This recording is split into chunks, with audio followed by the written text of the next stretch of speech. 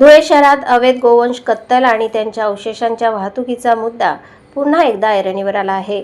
हिंदू गोरक्षक समितीने थेट जिल्हाधिकाऱ्यांचे दार थोठावत प्रशासनाला कठोर कारवाई करण्याची मागणी केली आहे।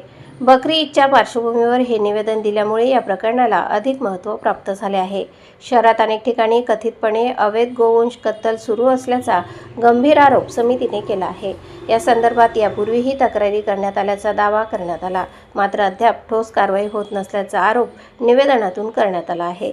गोवंश कत्तलीचे अवशेष शहरातून वाहून नेले जात असल्याचेही समितीचे म्हणणे आहे। या प्रकारामुळे धार्मिक भावना दुखावल्या जात असल्याचा दावा गोरक्षकांनी केला आहे। निवेदनात प्रशासनाच्या भूमिकेवरही प्रश्नचिन्ह उपस्थित करण्यात आले। धुळे महानगरपालिका आणि संबंधित यंत्रणांनी तात्काळ हस्तक्षेप करावा अशी मागणी करण्यात आली।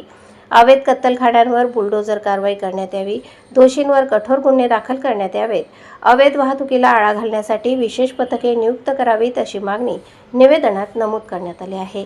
तसेच गोरक्षकांवर दाखल झालेले कथित खोटे गुन्हे मागे घेण्याची मागणीही करण्यात आली आहे।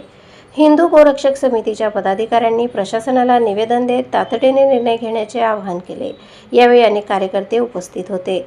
दरम्यान या आरोपांबाबत प्रशासनाकडून अद्याप अधिकृत प्रतिक्रिया समोर आलेली नाही। मात्र बकरी ईदपूर्वी हा विषय पुढे आल्याने शहरातील राजकीय आणि सामाजिक वातावरण तापण्याची शक्यता व्यक्त केली जात आहे। आता प्रशासन या निवेदनाची कितपत दखल घेते आणि अवैध कत्तलीच्या आरोपांबाबत कोणती कारवाई करते याकडे संपूर्ण जिल्ह्याचे लक्ष लागले आहे। प्रतिनिधी संदीप पाटील आणि वृत्तनिवेदिका सीमा पाटीलसह स्वराज्य न्यूज धुळे। याला जबाबदार केवळ सत्ताधारी पक्षाचे लोक असतील, याची सर्वांनी दखल घ्यावी। मला 2 मिनिटं बोलण्याची संधी दिली त्याबद्दल धन्यवाद। जय हिंद।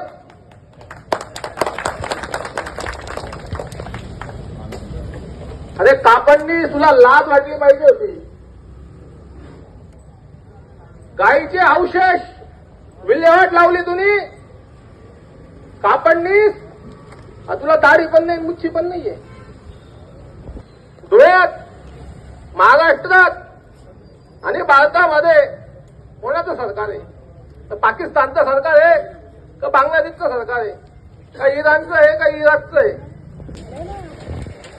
विनंती करत आहे की गाईला राष्ट्रीय पक्षी घोषित करा, पण हे हिंदुत्ववादी सरकार की गो माता की हिंद विश्व राज्याचे संस्थापक राजाधिराज महाराज छत्रपती शिवराजे